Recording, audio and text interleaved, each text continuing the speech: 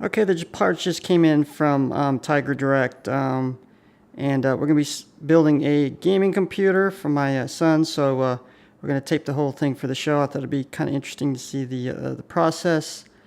And in the back we got, I forgot what brand that was. It's actually a gaming tower. We're going to take a look at it in a minute. And we also got an Asus P9X79 motherboard, and I'll probably give you the specs on that a little bit later. And we also got a Intel iCore 7, which is, I believe, 3.6 gigahertz, and that should be fast enough to play whatever game. And we just bought the OEM version of Windows 7 to put on it. Had to buy another license. And we also got a 750 watt power supply for all the internals. And it also came with a Condensair water cooler for the CPU right there. It's all self-contained, so all you got to do is install it. And for the video card, we got the GeForce GTX 660. And for memory, we're going to be using the, oh shoot, I forgot what brand that is. Crucial, I think.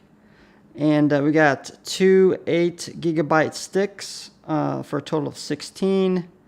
You could actually use this system also for not just game playing, but probably also video editing and other things.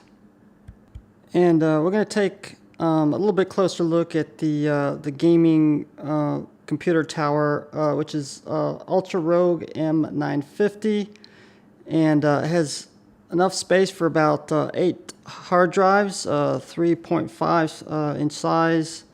And what's also kind of unique is every fan on the case actually has an air filter where you can actually remove and clean. Keep the inside of the computer clean as well. And then here we got the easy to install hard drive cages.